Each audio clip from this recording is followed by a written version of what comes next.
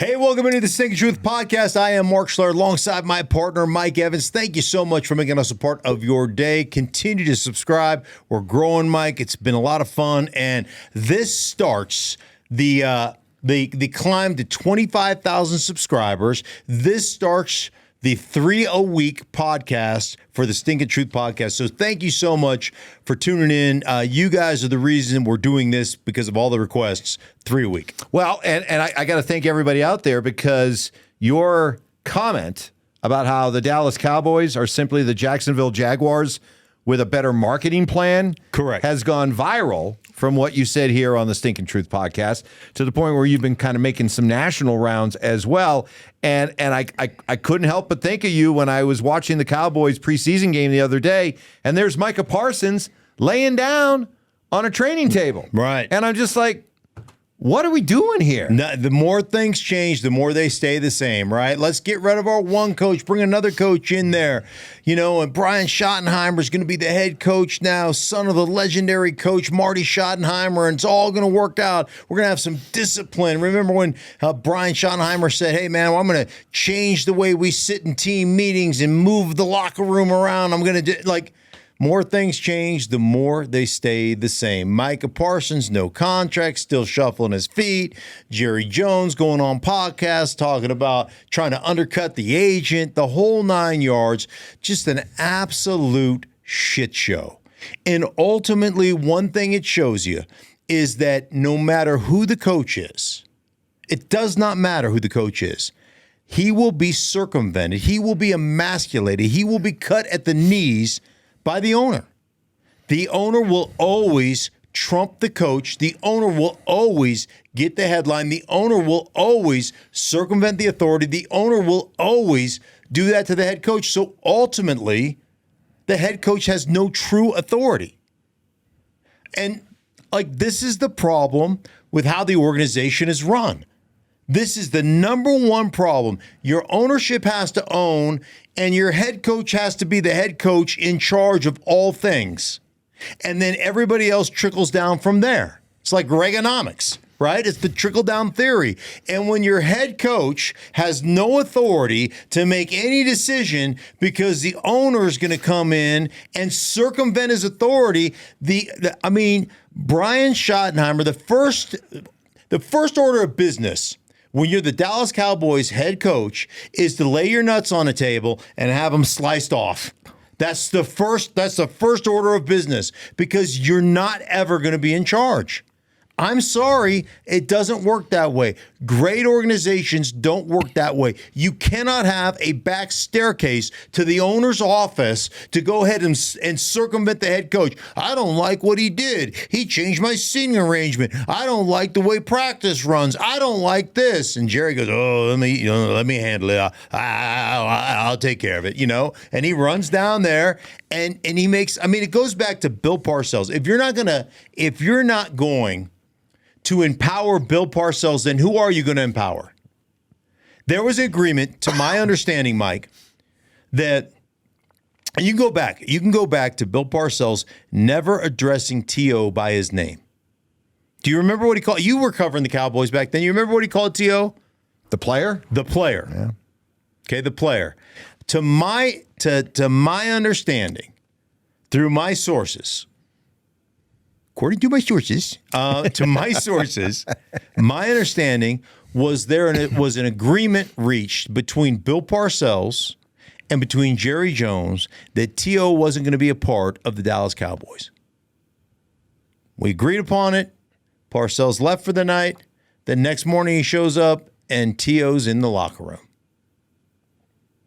If you're not going to empower Bill Parcells, then who are you going to empower? Yeah. And the answer is nobody.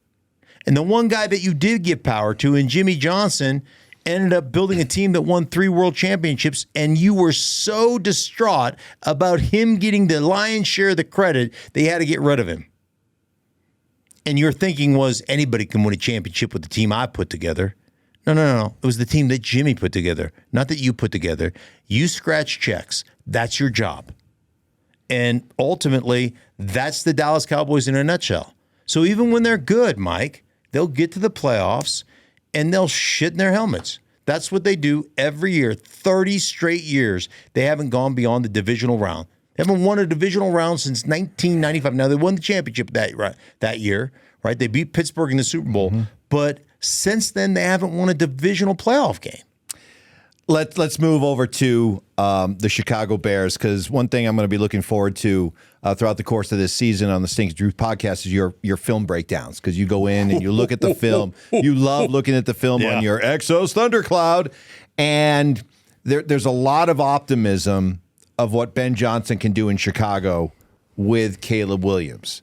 After a slow start, are you starting to see some signs that the two are starting to get on the same page? Yeah, let me just take you back to a couple of years ago when Caleb Williams was coming out. And, of course, we live in Denver. And Denver was quarterback starved. They had moved on from Russell Wilson, and they were going to draft a quarterback. And so I went ahead and I looked at all the quarterbacks. I looked at J.J. McCarthy. I looked at Drake May. I looked at Jaden Daniels. I looked at Bo Nix. I looked at Michael Penix. And I looked at Caleb Williams. And I dug into 3 games against good opponents for each of those quarterbacks and just did my evaluation of what I think is important at the next level.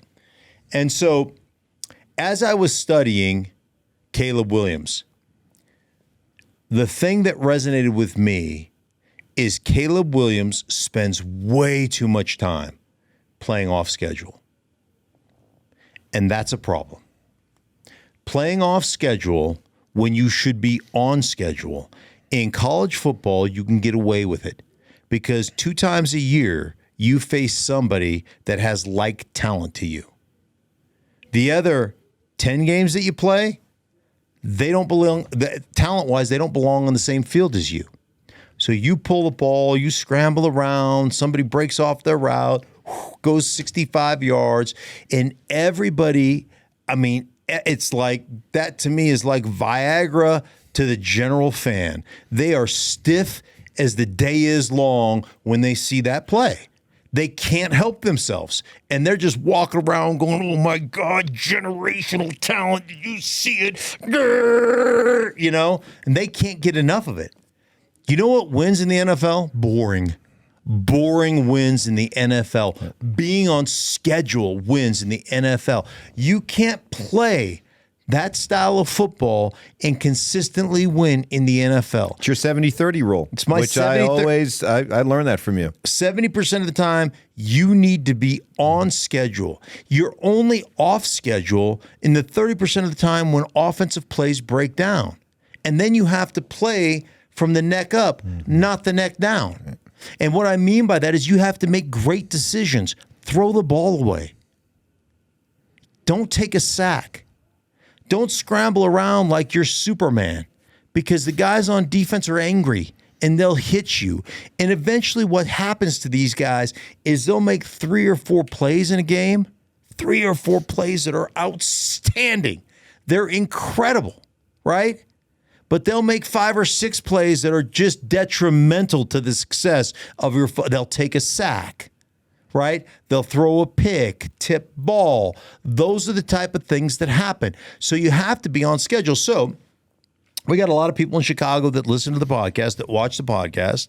And I had a lot of people out there on social media ask me what I thought about Caleb Williams and Caleb Williams preseason. So what did I do? I texted Ben Johnson. I was like, hey, man, question for you. A lot of people out there really excited about what you've seen or what they have seen from Caleb Williams. So walk me through it. What do you see? What are you working on? How has he improved? Like, give me the whole 9 yards. So then we start this text chain back and forth. Ben and I, and he goes, all right, I want you to check out play, 17, 18, 14, blah, blah, blah. I want you to check out the Buffalo game, play 11, play da-da-da-da-da. But Kansas City game, play da-da-da-da-da-da. This is where it's gotten way better. And he said this, and I'm going to pull out the Exos Thundercloud. But this is what he said that I think was really interesting, Mike, for me. He's just like, listen, man, I've got to have him learn how to trust his feet. I've got to learn to have for where he plays on schedule and trusts his feet through the progression. And then he gave me a list of plays. So I picked out 2 of the plays that he sent me to just educate you guys on what's going on. So let's start the video right now.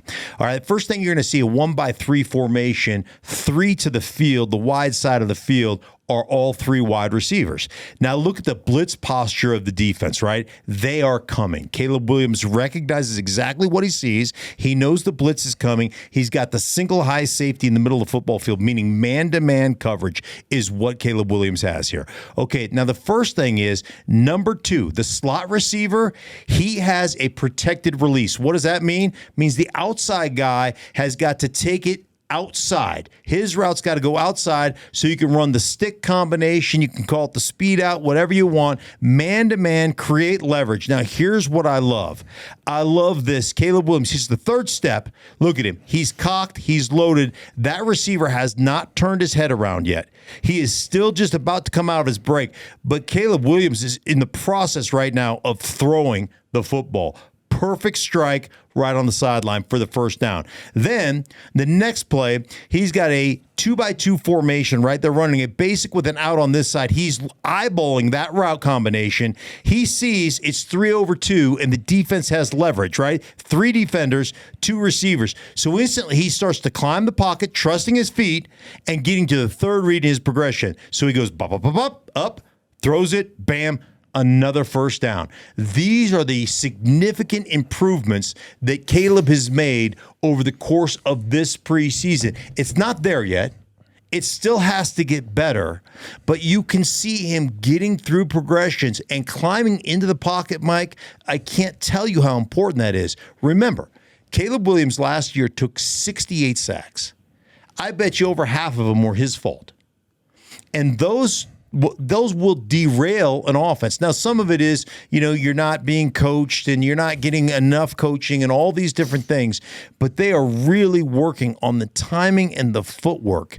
And you go back to the West Coast offense. I heard this all the time over the course of my career, sitting in meetings, listening to Mike Shanahan talk about you throw the ball with your feet. Your feet lead you to every progression. So in a 3-step drop, it's da-da-da, and you're at the top of that route, and you're ready. You're triggered. You're ready to throw. It's not open. Da-da! You hitch up. It's not open. Da-da! You hitch up, and you throw it to your check down. And so it's the way I talked to Teddy Bridgewater when he was starting for the Denver Broncos. And he goes, I watch film with a big pen. Let me see your pen real quick. He goes, I watch film with a big pen. So he goes, I go like this. My step, my drops, da-da-da. Next one, hitch up. Next one, hitch again. Next one, hitch. And he goes, and so I watch it with clicking this pin, and it gives me a sense of how quickly I have to get through each progression. And so it was something I'd never heard before, but da-da, you got to think about it. And I always told you this, like I always thought about the way my feet would sound on certain things. Like if I'm coming off on 19 handoff and I got a wide 3 technique, outside shoulder, I'm the left guard, my feet want to go, and I want to be making contact with my hands striking up on that second foot hitting the ground. And this is like passing. This is like the passing game. If your feet are off, then you're off rhythm. If you're off rhythm, the throw doesn't time up to the route combination. If the throw doesn't time up to the route combination, you're inaccurate. It's science. I mean, that's the way it works. Is it also, to go back to try to get a real definition of what that 70 part is, of that 70-30 equation of playing quarterback, and looking at that video, is it recognizing as a college quarterback that what is not open in college is open in the pros? So much so that, as you said, the receiver isn't even out of his route yet, and already the ball's there. He recognized that's open. Yeah. Or I can throw my guy open. You think about that's a great point. The slot receiver on the little speed out, little stick, whatever you want to call it, right? That throw is exactly what we're talking about. That throw and the timing mechanism of that route combination is exactly what we're talking about. Where that would have looked completely covered in college, even last year, I can't make that throw. He's covered. He hasn't come out of his break. I always call it anticipatory throwers versus sight throwers. And I think most guys that come out of college are sight throwers. And what I mean by a sight thrower is that guy's got to fully come out of his break, get his head toward you, and now I'm ready to throw it. Well, by the time, like you speak of timing, right? By the time that guy turns his head and is ready to receive that ball, when you complete it, it's out of bounds. He can't keep his feet in. That ball has to be thrown before that. So because he caught it with about a yard and a half of sideline left. That ball was out. So in the college game or even last year for Caleb, that's an incompletion or that's out of bounds or he just flat doesn't throw it. He pulls the ball, starts scrambling around against that blitz, takes a sack, and the next thing you know on 3rd and 5, now it's 4th and 20. Like those are the things that you have to coach up. And it's so interesting because your feet and your drops are completely timed up to the route and the route combination. And then the other thing that you saw in both of those is understanding what I'm looking at pre-snap, confirming post-snap, and making the right decision. So that's high level right there. As simple as that looks, that's high level stuff right there. And Ben Johnson told me, and I quote, "We're not where we need to be, but we've made vast improvements." You know, in talking about quarterback play and evaluating quarterbacks, and you've made a point about this, and I know you've learned from talking to offensive coaches, and this isn't just the offensive lineman in you trying to protect offensive linemen, but the idea that the vast majority of sacks that occur in the NFL are on the quarterback. Correct. And it's his inability to read defenses, manipulate the pocket, get rid of the football. And when you watch Shadour Sanders, and let's face it, he's been one of the hot button topics of training camp. When you see him take 5 sacks the other night, you know, people want to think that, well, he has a bad offensive line in front of him, and that's why he's getting sacked. But my guess is that you would look at it and probably think that it's something else. He's just not doing the things that you say that Caleb Williams is starting to figure out working with Ben Johnson. Yeah, I went back and looked at all 5 sacks from the game against Los Angeles. And of those 5 sacks, I put 3 on Sanders. And some of them really are the kind that irritate the crap out of you. You know, there's 2 versions of this. One that I can use on television, one that I can't. Which one would you like? I'd like the one that you can't use on television, please. Okay. Would you all like to see the one he can't use on television right now? Right. Yes, What we used to say. So one, he scrambles out of bounds, and he's pumping the ball, right? Pumping the ball. And we used to say, I don't care how many times you jack it, it ain't going to come, right? You can't say that on TV. Boy, I wish you could. Yes. That'd be awesome. Yes, you're right. So then the TV version, the friendly TV version. Right. I don't care how many times you pat it, it ain't going to burp. It's not a baby. Okay. So you can say that one on television. Yes, that I like one. the other one better. Yeah, well, that's the one we used to. So one, he scrambles, and then he steps out of bounds. Dude, if I'm playing in front of him, I'm like, if you ever, because that sack goes on us. Right. I go, if you ever do that again, I'll beat your ass. Like, that's the conversation you have to have with that kid. You cannot step out of bounds on a negative and cost us a sack. Like, that would piss me off if we be them are fighting things. The other one is scrambling out of the back of the pocket, and like there was some pressure, but you had time to get rid of, like, climb the pocket, dump the ball off. One of the things about scrambling out of the back of the pocket, which he did several times in this particular matchup, you don't see. When you turn your back and you scramble out of the pocket, you don't see the crosser coming open late. And so there were 2 where you could have at least had a completion or at least a dump off to a crosser where you end up taking a sack because you flip out of the back of the pocket, turn your back to the receivers, and then then you start scrambling around and then you take the sack. Now, a couple of them were just you got beat. The first one, the left tackle thought he was going to get chipped from his back, so he set the guy inside. He didn't. Sanders was forced out of the pocket. He started scrambling. He thought he had that protected, and they chase him down from the backside. That one I wouldn't put on Sanders. I'd put that on the offensive line, probably more the back. Because if you're expecting a chip and you just go by the guy without chipping him, and I've set inside to give you – see, one of the things that we talk about all the time, if I'm setting you and you're rushing me and I know I have a chip coming, I'm setting the inside because the chip is going to force you back into my body. So I'm using my help efficiently. So I saw the tackle take a set, which invited outside rush thinking I'm going to get chip, and the back went whoop. You know, we used to call that getting rubber dicked. That dude rubber dicked him.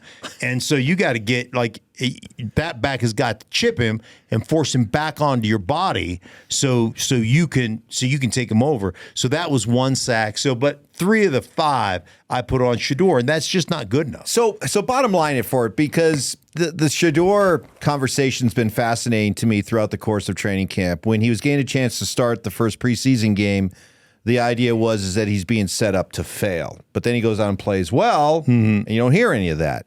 Then you have a game like the other night where he doesn't play well, and immediately the response from the Sanders supporters is, well, Kevin Stefanski isn't calling the same plays for Shedeur that he called for Dylan Gabriel. They were more quarterback friendly. Or out and out the idea that the Browns and Kevin Stefanski are trying to sabotage Shadour Sanders. What would be your message to that? Shedeur got to start the first game. Now I know Gabriel had some injury issues, but he got to start the first game. And he played exceptionally well in that first game. Right? He played with third-teamers in the third game. He got injured, and he didn't play in the second game, and he played with third-teamers in the third game. It's not going to be as clean. Has nothing to do with sabotage. Has to do with how it lined up based on the injury history of the guys that you had. And so Flacco got the ones for about 8, 10, 12 plays, whatever it was. Then Gabriel came in for 20, 25 plays, whatever it was. And then Sanders came in, and then somebody else finished the game. So, like, that was the schedule. I am tired. You got to clean up your pocket, your pocket presence, not good enough. And he had some great throws. He occasionally steps up in the pocket and shows me, hey, I can do it. And he hits receivers in stride. That's great. He did in the first game. But you cannot survive in this league taking sacks. That's a non-starter right there. And ultimately, they have given the opportunity to compete to the 5th round draft pick. That is not sabotage. And to sit there and say, well, they're calling different plays. Are you high? Do you think they have 2 separate game plans? You think, that sheet that the coach comes out there with like this. He goes, okay, here is the Gabriel and Flacco sheet. Now, over here on this side is the shitty plays we'll call for Shadour Sanders. So make sure you don't mix up the chart. Shitty plays, Shadour. Here's the good play chart. Like, do you really, are you guys, seriously, are you sycophants, Shadour sycophants, are you that stupid? Are you that dumb? I mean, that's insanely stupid. It is stupid, but I've seen it before, and do tell. I've seen it before. I lived through the whole Tim Tebow experiment, here in Denver. And first, you got to give the obligatory. You're right. The obligatory softened, couched statement. Hey, he's the kind of guy I'd like to marry my daughter. He's the world's greatest kid. He's blah blah blah. Whatever. Now then you can bash. But see, that's the thing. You're talking about 2 very charismatic people in Tim Tebow and Shadour Sanders, and that's where I see a lot of similarities. And they have their fans, their legion of fans who want to see them succeed. And when they don't succeed, instead of just looking at it constructively, like, hey, maybe they're not that good or they need to be better, instead you hear, well, he's not being given a chance, or it's because of his religious beliefs, or in this case, it's because the coach is sabotaging him. And this is why I saw it right away when Shedeur dropped in the draft. I saw the similarities because there was a reason why teams did not want to bring Tim Tebow in anymore as a backup, because they looked at it and they said, once we we have determined that he's not a starting caliber quarterback. He's not worth the aggravation that goes with the circus that accompanies him to have as a backup. Yeah. And the moment that those first round teams that were quarterback needy decided from an evaluation standpoint that Shedeur wasn't worth a first round pick, the reason why he slipped to the 5th round, and maybe would have slipped further had Cleveland not picked him, was because teams looked at it and said, for somebody that we don't think is a starter, we don't want the circus that goes with a backup, or in this case, a 4th string quarterback.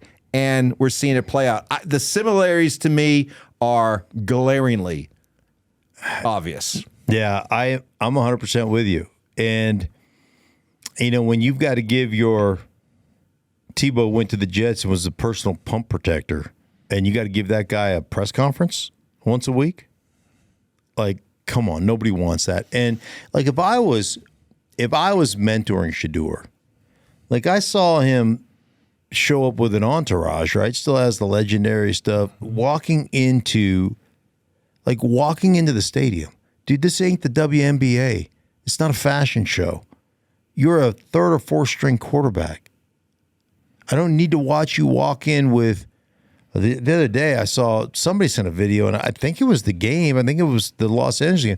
Walking in with some dude that was kind of dressed as a Grim Reaper or something. No, that was his first start. Oh, that was his first start? Yeah. What are we fucking doing? What are you doing?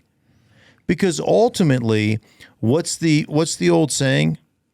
When the problem or the issues outweigh the production, that's when you're no longer useful to the NFL. And I'm not saying you're a problem.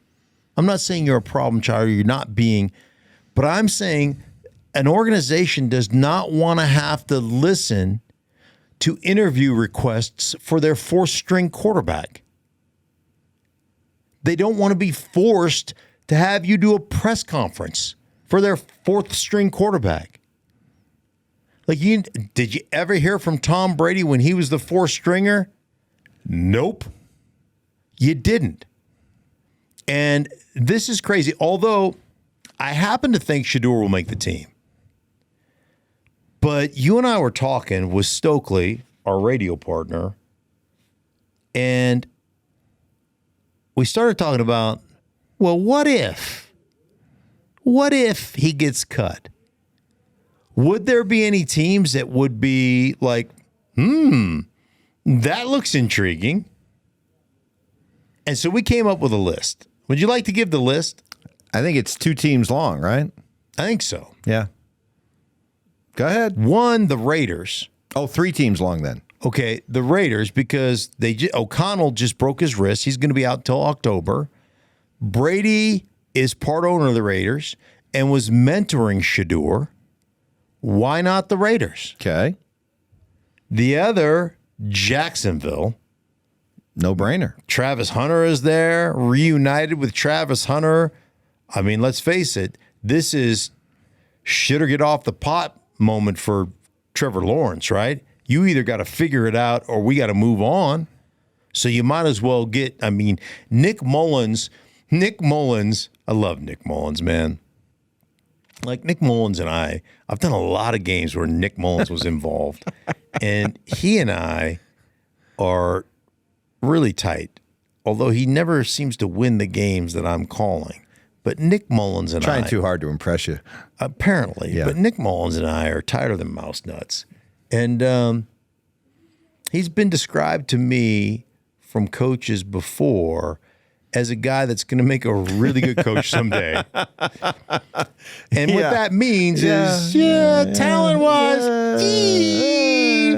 but he's not going to get you into problems. Right. He's going to be a great backup. He knows exactly how to orchestrate the offense and all that. But I would like, hey, man, Jacksonville. That would make sense to me. Plus, Jacksonville needs the marketing. Needs the buzz. If you're going to usurp Dallas from a marketing standpoint, because I compared you to you're the Dallas Cowboys with not as good marketing, well, this would be a great marketing tool for you. There you go. Hey, who was our 3rd team? That would be the Dallas Cowboys. Oh, yeah, Jer. Come on. Even if Brian Schottenheimer, this takes us full circle. Right. Even if Brian Schottenheimer doesn't want him, guess what? If Jerry wants him, he's going to be a member of the team. It's just going to be the way it is. Think about the content. And Jerry loves the soap opera, one. He loves himself some Dion, too. Mm-hmm. And let's face it, man, if Brian Schottenheimer doesn't work out this year, Dion can be the coach. There you and go. Coach his son. There you go. Hey, final thought real quick. Back to, football players who actually have proven they can play in the NFL. Terry McLaurin gets his new deal with Washington. How important, how crucial was that to get it done? He is such a vital part of the community in the DMV. But more importantly, a vital part of the community of that team. Yeah. Terry McLaurin, there are very few guys who people have more reverence for than Terry McLaurin. And, I've had the good fortune to sit down with him in a meeting and discuss football with him, Mike. That dude is salt of the earth, great player, unbelievable dude, just unbelievable dude.